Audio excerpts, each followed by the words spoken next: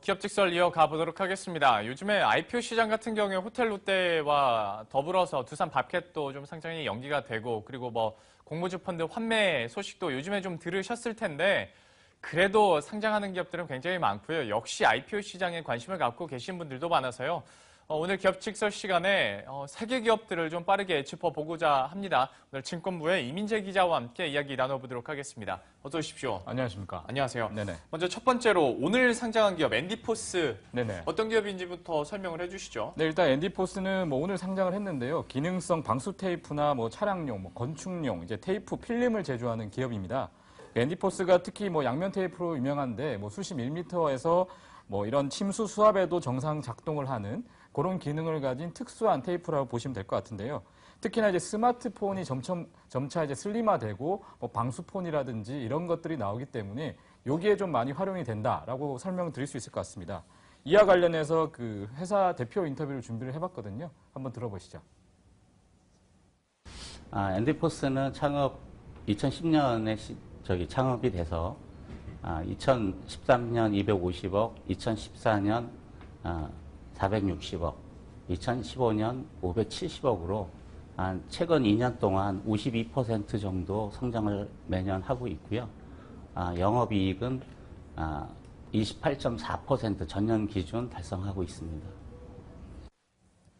역시 이 회사의 업종군만 봐도 그렇게 오늘처럼 이렇게 떨어질 일인가라는 생각이 좀 들긴 합니다만 요즘에 워낙 상장하는 기업들 첫날이나 최근에 성적이 좀 안 좋아서요. 그렇죠. 이건 좀 감안을 해야 될 것 같고, 사실 엔디포스 같은 경우에는 지난 7월에 상장하려다가 한번 연기된 적이 있잖아요. 네, 맞습니다. 그때 연기 왜 됐던 거죠? 일단은 공모 구조를 재검토하겠다라고 일단 얘기를 했었는데요. 네. 일단은 구주 매출을 조금 더 줄이고 그리고 상반기 매출을 반영을 하겠다 이런 입장이었습니다. 그 당시에 이제 그 윤호택 대표가 120만 주 그리고 관계자인 윤재식 씨가 30만 주를 내놓는 구조였는데 지금은 그냥 구주 매출 120만 주만 하기로 했거든요. 이유가 아무래도 이제 회사가 성장세를 하기 때문에 지분을 좀 더 보유하는 게 좋겠다. 그러니까 구주 매출을 통해서 공모에 쓰는 게 아니라 주가를 좀 더 보고 향후에 이런 지분을 가져가는 게 훨씬 더 이익이겠다라고 판단을 한 겁니다.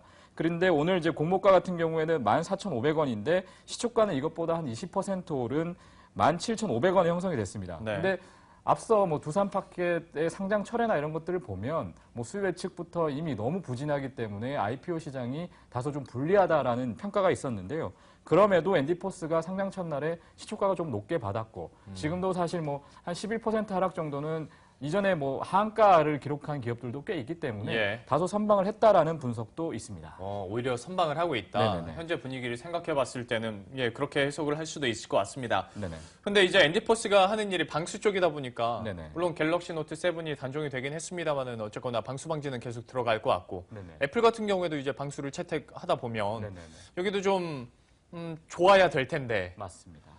당장은 악재가 좀 많아가지고 맞습니다. 이거 어떻게 대응해야 할까요? 일단은 2년 전부터 삼성전자에 납품을 하고 있었고 최근에 여러 가지 갤럭시 7을 보면 방수 기능에 대해서 굉장히 언급을 많이 하고 있잖아요.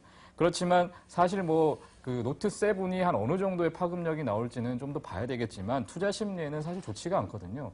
삼성 특히 모바일 쪽에 납품을 하는 하청업체 입장에서는 지금 조금은 불리한 입장이긴 합니다. 하지만 아무래도 특히나 이제 그 매출 비중 같은 경우에도 78%를 차지할 정도로 높고 이렇기 때문에 영향이 있을 것이다라는 분석이 있는데 회사 쪽은 사태가 영향이 크지가 않다라고 일단 얘기를 하고 있고요. 또 거기다가 지난 4월부터 애플에 그 TSP용 양면 테이프를 납품을 하고 있고 또 6S에 이어서 이번에 나오는 7까지 납품이 확정이 됐기 때문에 매출에 있어서는 크게 영향이 없을 거다 일단 얘기를 하고 있는데요.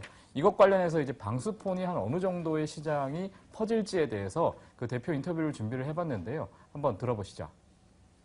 네, 지금 방수폰은 현재 삼성전자와 애플 두 군데서만 방수폰을 구현하고 있습니다. 물론 그 다른 회사에서도 아주 소량 방수폰, 특화된 방수폰을 내놓고 있는데 향후에는 모든 회사에서 저변 확대된 방수폰이 나올 겁니다.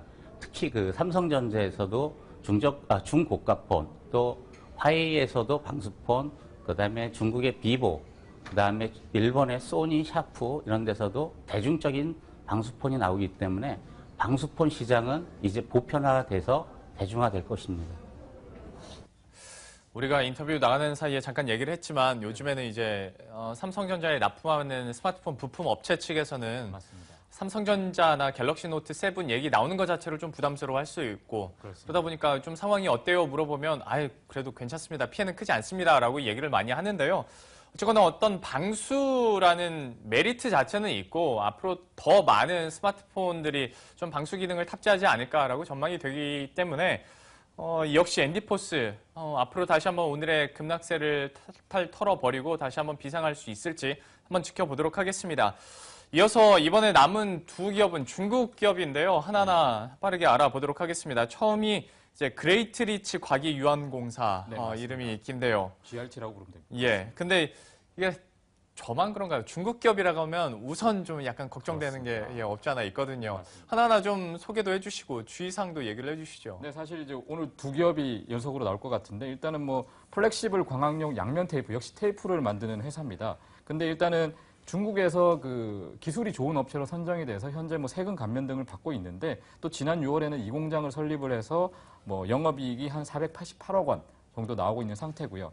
현지 상장을 추진했지만 IPO가 좀 늦어지기 때문에 해외로 눈을 들렸고 이번에 이제 희망 그 주가가 한 4,000원에서 한 6,000원 정도 최대 한 1,000억 원 정도로 해서 지금 그 상장을 추진하려고 계획을 하고 있습니다. 네. 근데 사실 이제 아까도 말씀하셨다시피 차이나 리스크가 굉장히 지금 한국 증시에 만연하기 때문에 네. 이거에 대해서 이제 주영남 대표도 보호 예수를 6개월에서 2년 정도 늘리고 투자자 보호를 하겠다. 그리고 여의도에 이제 그 한국 그 법인을 그 사무소를 하나 설립을 해서 한국 직원을 상주시키겠다. 이런 식으로 차이나 리스크를 좀 잠재우기 위한 방안을 계속해서 강조하고 있는데요. 이와 관련해서 대표 인터뷰를 준비를 해봤거든요. 한번 들어보시죠. 2014年开始，我们公司在韩国设立了代表处。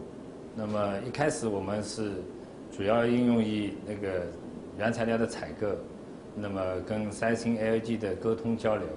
那么 IPO 以后呢，我们会这个与 IR 公司一起。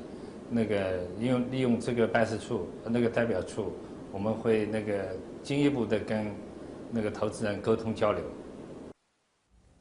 근데 이 종목은 이제 상장되면 GRT로 영어로 상장이 되는 건가요? 그럴 가능성도 있고요. 아니면 그레이트 리치로 해가지고 좀 줄여서 들어갈 수도 있고요. 알겠습니다. 첫 번째 기업을 봤고요. 시간이 없어서 좀 짧게 인터뷰를 준비했는데 인터뷰까지는 들을 시간이 없을 것 같고요. 네네. 골든 센츄리 네네. 또 이제 상장을 준비하고 있지 않습니까? 네네네. 어떤 기업인지 잠깐 소개를 해주시죠. 네, 여기는 트랙터 휠이나 뭐 타이어를 제조하는 회사인데요. 일단은 뭐 지난 10일과 11일에 청약을 했는데 청약이 생각외로 경쟁률이 한 345대 1 정도로 해서 나쁘진 않습니다. 예. 또 청약 증거금이 한 9,556억 원으로 그리고 굉장히 많은 증거금이 좀 모였고요. 뭐 19일에 코스닥에 상장을 하는데 역시 이제 강서성 양주시에 본사가 있고요.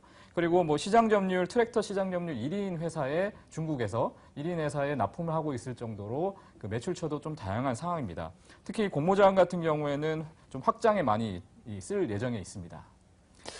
중국 기업 골든 센츄리까지 봤는데요. 사실 중국 기업들이 우리 주식 시장으로 오는 이유 중에 뭐 여러 가지가 있겠지만 상대적으로 중국에서 상장하는 것보다 더 빨리 쉽게 할 수 있다는 좀 장점도 있어서 오는 것이 사실입니다. 그만큼 우리 개인 투자자들을 보호하고 또 정보를 함께 공유할 수 있는 시스템도 좀 갖춰줘야 될 것 같고요. 이렇게 해서 오늘 기업 직설 시간에 세 가지 기업까지 함께 살펴봤습니다. 증권부의 이민재 기자와 함께했습니다. 고맙습니다. 감사합니다.